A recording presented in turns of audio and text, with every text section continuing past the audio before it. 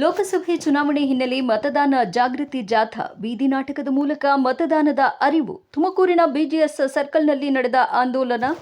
ಪಾಲಿಕೆ ಆಯುಕ್ತರು, ನೋಂದಣಾಧಿಕಾರಿ ಮತ್ತು ಚುನಾವಣಾ ಅಧಿಕಾರಿಗಳ ಸಂಯೋಜನೆಯಲ್ಲಿ ನಡೆದ ಜಾಥಾ ಇದು. 17 ವರ್ಷ ತುಂಬಿದ ವಯಸ್ಕರು ಕಡ್ಡಾಯ ಮತದಾನ ಮಾಡಿ. ಅಕ್ವೈ ಪದ್ಮಶಾಲಿ. ಮಂಗಳಮುಖಿ ಸಾಮಾಜಿಕ ಹಕ್ಕುಗಳ ಹೋರಾಟಗಾರ್ತಿ ಅಕ್ವೈ ಪದ್ಮಶಾಲಿ, ಪಾಲಿಕೆ ಆಯುಕ್ತೆ ಅಶ್ವಿಜಾ, ಉಪ ಅಧೀಕ್ಷಕರಾದ ಮರಿಯಪ್ಪ ಕಾರ್ಯಕ್ರಮದಲ್ಲಿ ಭಾಗಿ.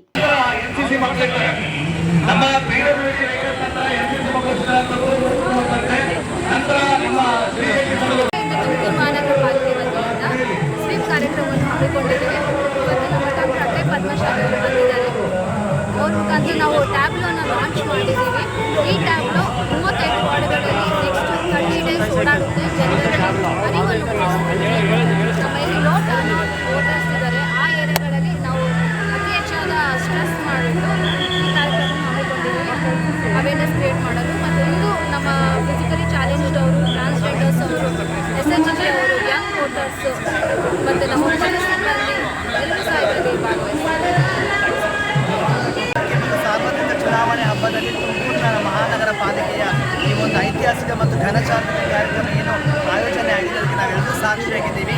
ಕೇಳೋದಿಷ್ಟೇ, ನಮ್ಮ ದೇಶದ ಎಲ್ಲ ಪ್ರಜೆಗಳು 18 ವರ್ಷ ಆಗಿರೋರು ಮತದಾನದಲ್ಲಿ ಭಾಗವಹಿಸಿದ ಹಕ್ಕನ್ನು ಚಲಾವಣೆ ಮಾಡಬೇಕು ಅಂತ ನಾವು ಈ ಮೂಲಕ ಕೇಳ್ಕೊಳ್ತಾ ಇದ್ದೀವಿ.